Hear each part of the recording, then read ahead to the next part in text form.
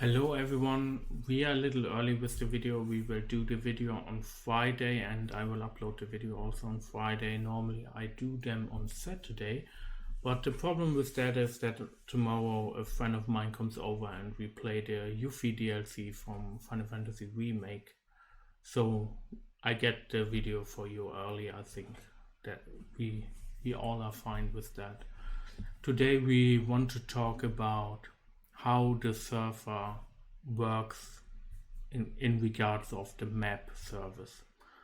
A map, or what the player actually sees from the server, and how the world state is partitioned and sent to the client, is actually one of the most complex parts in an MMORPG. And actually, let's check it. There's something called interest management.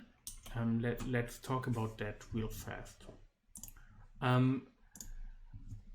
We see a cell in Excel as a chunk on the map, or as a partition, how I called it in the source code. And the player,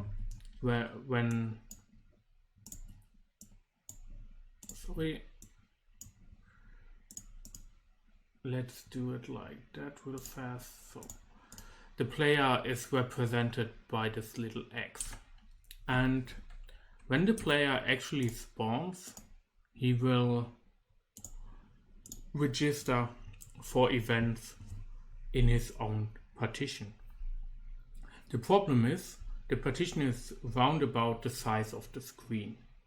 So when the player isn't in the center of the partition, he also sees a part of the partitions around himself. So he actually registers also to partition around himself. Since it is a good idea to have the partition even bigger than the screen, so that you have a buffer for registration to happen and to get the state across the network.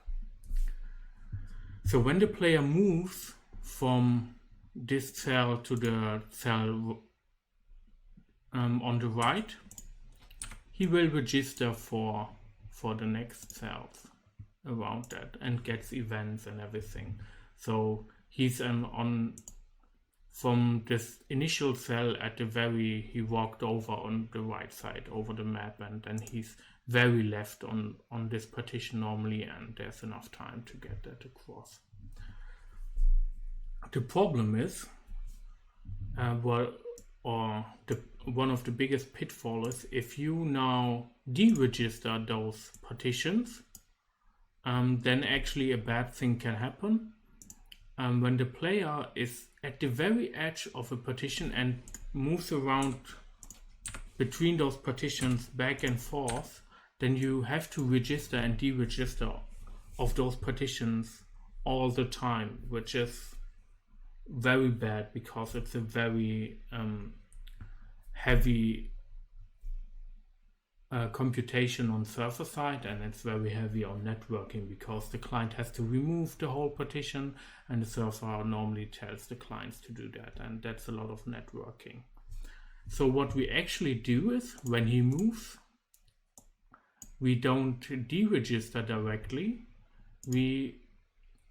We say, okay, the client has some kind of buffer. He gets those partitions still over the network and everything, and when he moves back and forth, actually on server side nothing is happening.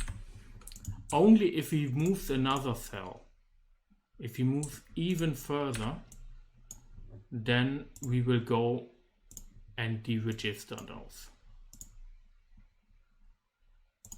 And then those partitions get deregistered and the state is removed on client and server side for this player. That's actually how it's often called interest management works. It works the same like above. When the client goes down here, one node, one partition, those get registered, and that's the text, sorry. Those get registered, and maybe he even moves down here That's why. Maybe he moves down here, then everything that is, then those two get registered. And obviously those get were also in there, but if you go to, then this is all now in the state about to get deregistered, but they are not. And then this everything is not registered anymore.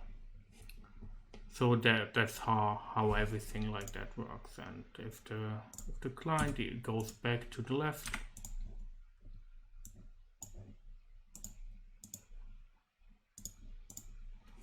then those get registered. Always the ones around the client get registered. The ones that are two partition size apart from the client are still registered, but they are about to deregister if the client moves any further, and if it's even further away, they get deregistered.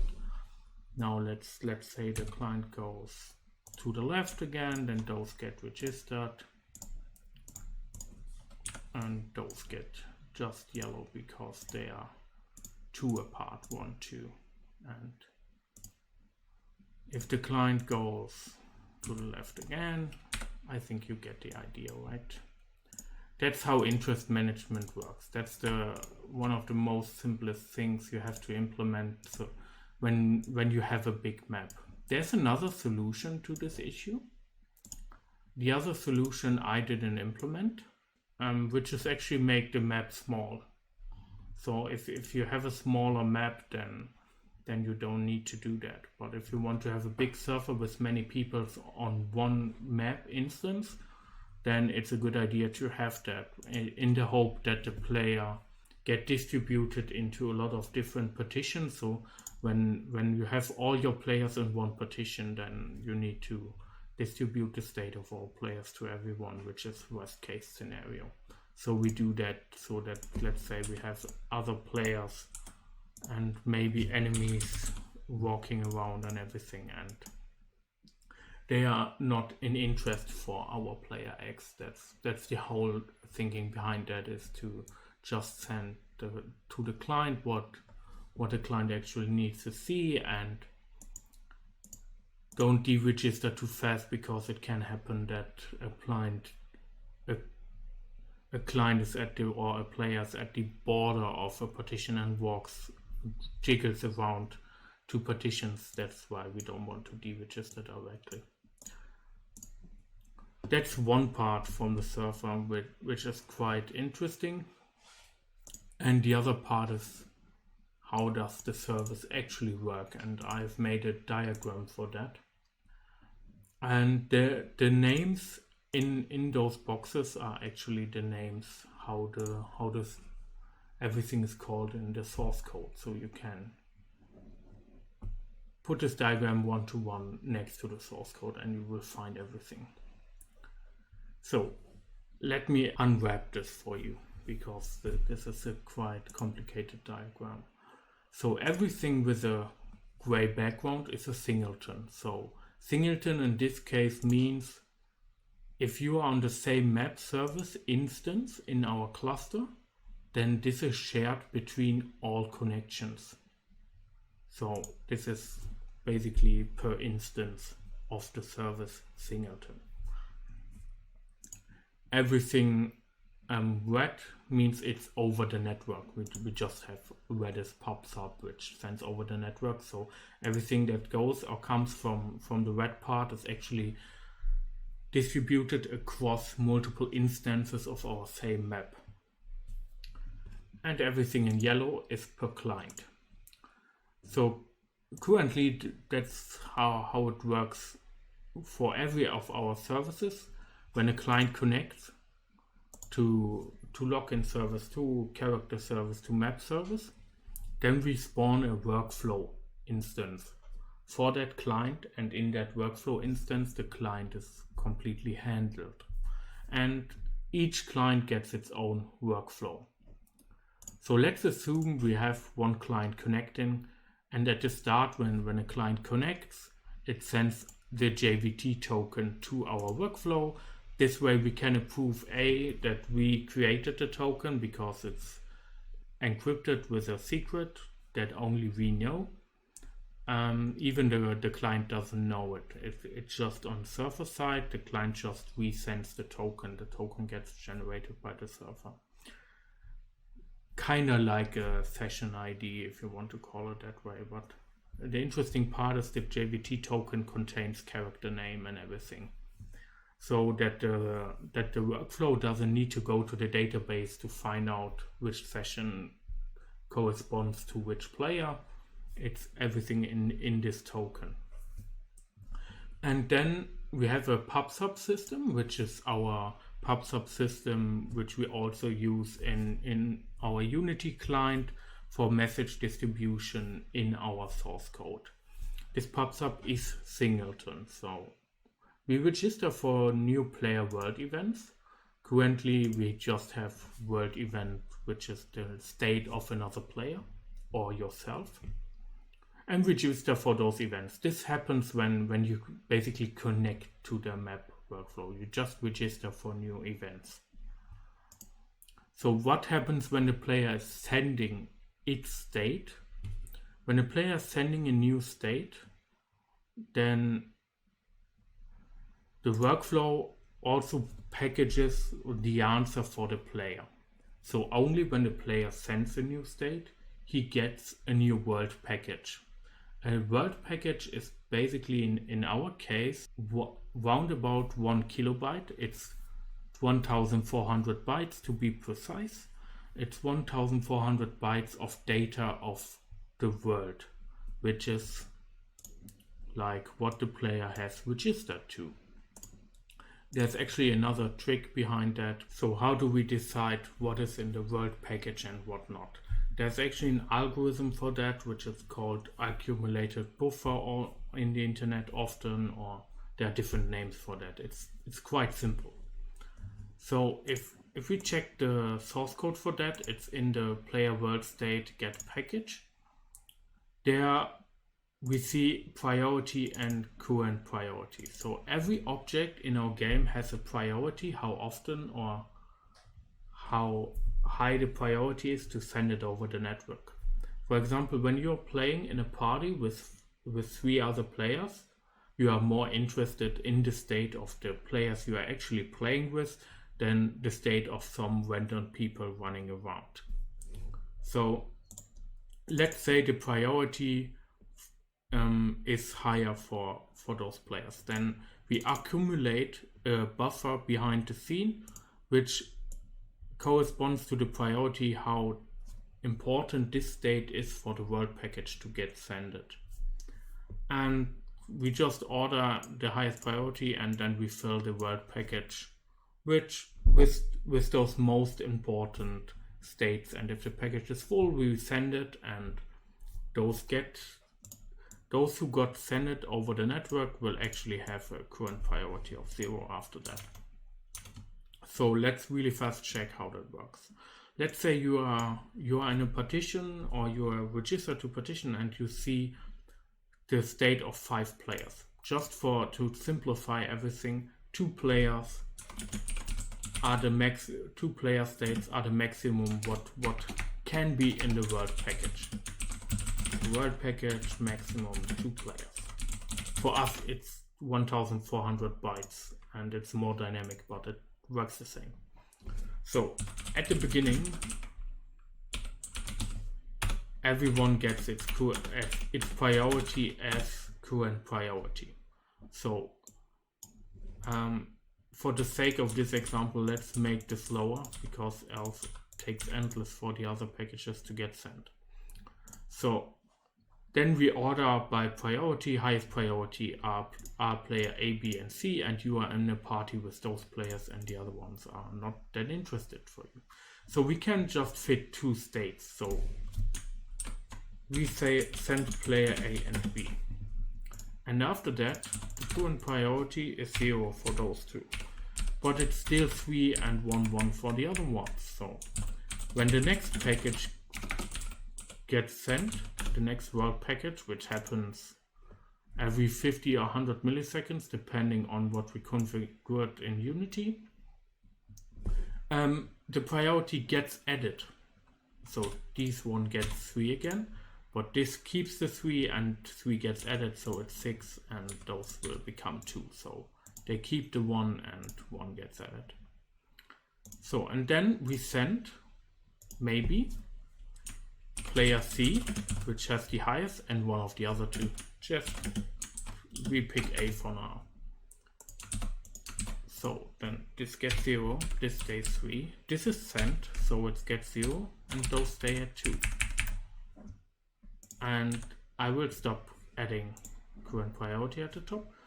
So then this is accumulated again, which makes them 6, 3, 3, and those finally are 3, but player B is definitely sent it first because he has the biggest value, and let's say we take A again because it's at the top row.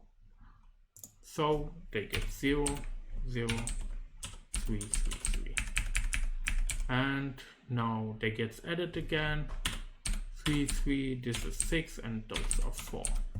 And now finally we send player C and D, because they're finally bigger than the other ones. And so this is sended, those are sended, and then they get accumulated again. This is 3, this is 1, this is 5. Then the package is player A and B. I think the idea gets across now. So this is 0, 0 again, this stays 3, 1, 5. Then this gets accumulated again. This is 2 and this is 6. And now player C and E. And 3, 3, 0, 3, 0. And then it's 6, 6, 3, 4, and 1. And you can leave in a comment what will be sent now. That's basically how this works. This algorithm makes sure that every package is sent across the network eventually sometime, and we have great control over what is more important for the client to get over what is maybe less important. So it gets a world package which contains some states or all states depending on how big the state for the all partitions he's registered to is. And what we also do is we update our partition registration in the workflow. So each workflow saves the registration its corresponding player is registered to. So this whole management is basically in there. So there's update registrations, and the new state is sent over Redis to all instances. So if we have multiple instances of our map service, everyone knows that this player has a new state. There is an instance running on every service, which is player world management, which gets the state of all players. And this will check, is the state new or too small? So when we have actually very small movement, or your player stands in the same position with the same idle animation and everything, and you don't press anything, it wouldn't make sense to always populate that to all players as a new state. So when basically no movement is known and everyone should know that you are just standing there at this position, then nothing happens. But if that's not the case, then we populate over the pub subsystem that a new player event happens in a corresponding partition.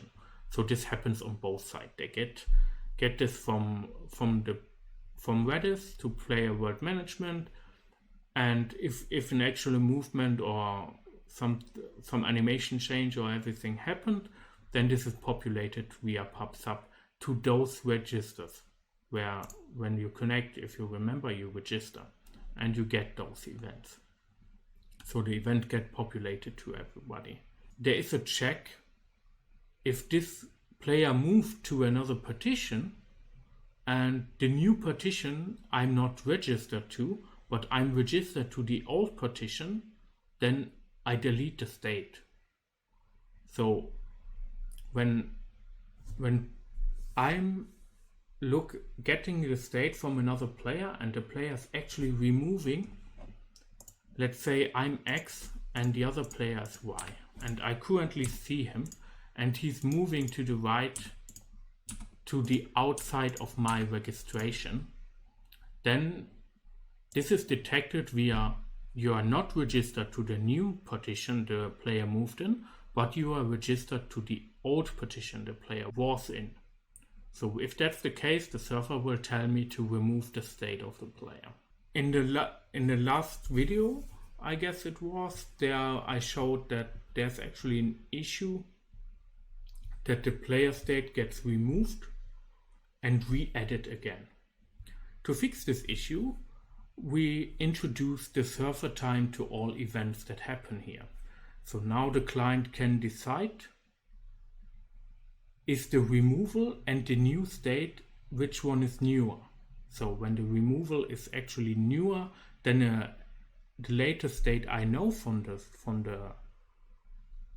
the other player, then I will remove that state, even though I maybe, due to network latency or the world packaging sending later, I know that the removal is newer than the old state.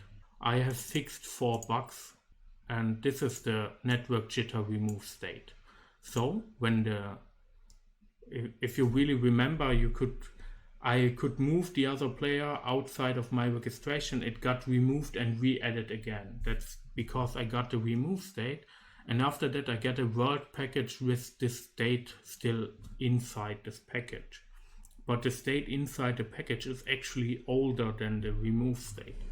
And if we look at Git and we check out what I needed to change to fix the network jitter, then we have remote player management.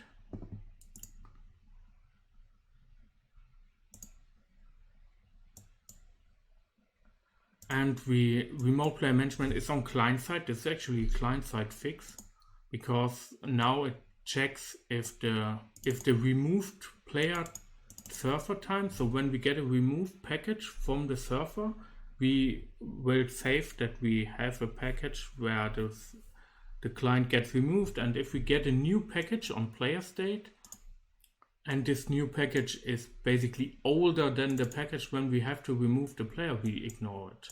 And that's actually all the fix does in a nutshell. And then we actually hook that up so that when we get the remove player state, we actually get the right server time. And this is just a helper class to keep track when the last remove state server time is. So what actually can happen is the player could come back. And if that's the case, this state is newer than the remove request by the server. And then we will initiate the player again. So that's in a nutshell network remove jitter. What also is missing here in the bottom diagram, I drew this diagram basically to analyze those bugs. That's how I work if a bug is a little bit more complicated. So players don't get state if they reconnect. What actually was the case, which we also maybe saw or maybe not, I didn't state it, but it was actually visible. When you are connected to the server and a new client connected, then the new client didn't get your state when you didn't move. So let's say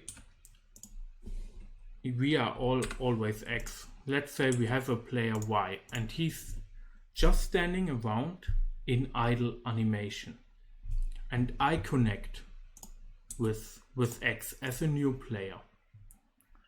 So Y sends a state to the server. Let's go through that. He sends a state to the server and it comes to Redis. and Redis says player world management, here's a new state. But since the new state is too small, he didn't move and still idle animation and everything, there's no new player event populated, and I am registered here, and I don't get this event because the movement was too small. So the other player had to move, so I get his state, because else it's always going from is it too small or no, and if that's the case. To fix that, it's quite a dirty fix, but it gets the trick done. We also ignore this check every 2 seconds. So when the last too small movement, or when the last state we actually populated by this player is older than 2 seconds, we also even ignore. Even a too small and no idle, nothing moved, no animation change, anything, we still send we still populate the event to all clients. So when you connect to the server and the other client isn't moving, then it takes 2 seconds for them to appear. I can actually show that happening. So I have a build. Let me just start it 2 times. The server's running in the cloud and it's already started.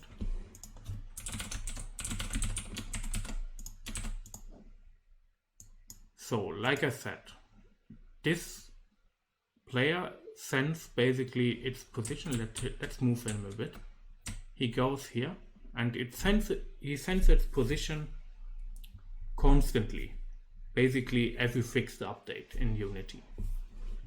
But for the server, this position is not changed at all, and he doesn't populate it because the movement is too small and no animation change, nothing. So when the other player connects now, since this is the fixed version, he gets the new state of the other player. He already got it, but he got it very late, but he still at least gets it, which is fine. Before that, he wouldn't get the test account. He only would get it if I moved the test account, then the other player would have gotten the state. So, but this is fixed now. Removal is also fixed, but we have to debug with Unity to actually see it because it's happened way off screen. We will show that. And players disconnect doesn't remove the state. Like I said, removal currently worked in the bugged version only if the new state happens in a new partition that you are not registered in, and the player was in an old partition you are registered in. So he moved from old partition to a new one. So Y basically moved from a partition you are registered in to a partition you are not registered in. That's the only case where we remove the state. But now Y is still in a partition you are registered in, but he disconnects. That case was actually completely missing. So I shortly developed that. It's not too long. So when a player disconnects, we also send a new state, which is a removed state message. And player world management also registers on the remove state and will remove the according state. So what actually happens is if you disconnect, then it will send, it will send to the Redis remove state message. This message is then also sent to every player world state management. Remove state message.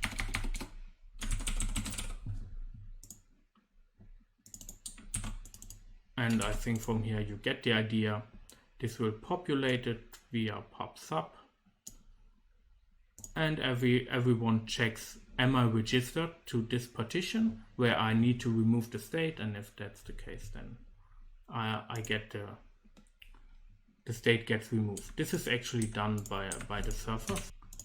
So we can actually test that.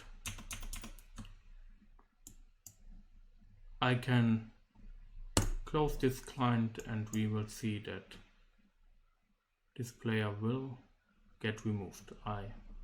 Looks like I closed the blue one. The last one is quite a big one.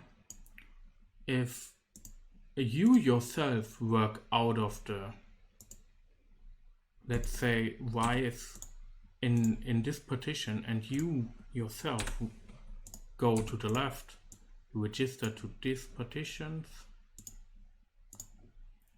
these get yellow, but we unregister to those partitions, and in that case that I just fixed 1 hour ago.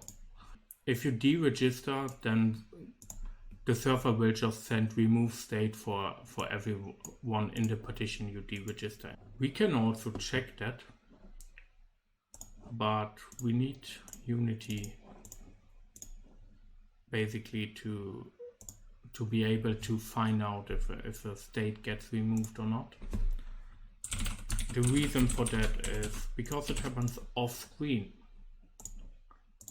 So let's say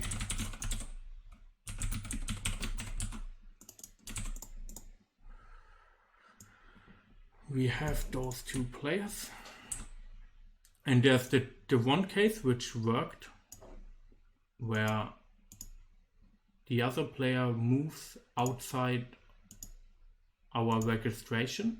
So we have other players, and the deactivated one it's ourselves, but the activated one is the other player. So if the other player moves and moves and moves, then he gets removed. We will see that now. So he gets removed and he's gone. And if he comes back, he gets registered again, and there he is. But what didn't work, what we fixed with the remove partition state that I just explained, is when we ourselves go outside. So at the top left we see where we are, and at around minus 300, sorry, because he's at minus 5. Around that, this state should get removed and it shouldn't get re-added. Maybe we are still too close. Yeah, we were still too close. So, because he was in the yellow area, not in the red one. So now he got removed because we went too far away and he got in the red zone and deregistered. Now we can test the other case when we come back. He needs to come back. This actually will have a 2-second delay, but it shouldn't be visible to the player anyway. So there he is already. Then we have him back.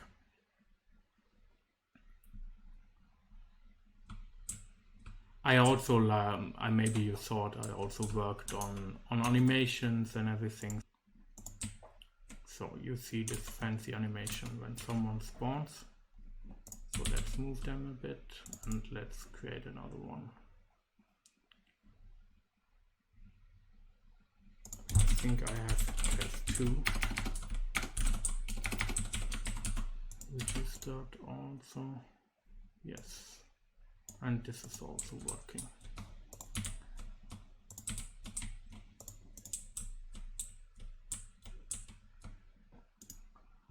It's kind of a rough topic to explain like I did, but if you have any questions about that, feel free to leave a comment in the YouTube channel. You have also the opportunity to join me on Discord. You can always ask me questions there. I try to answer every question.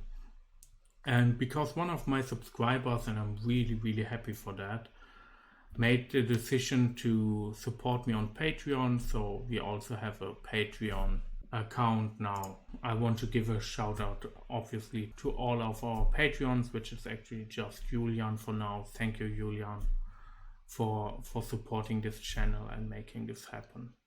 I wish you everyone a good weekend, and bye.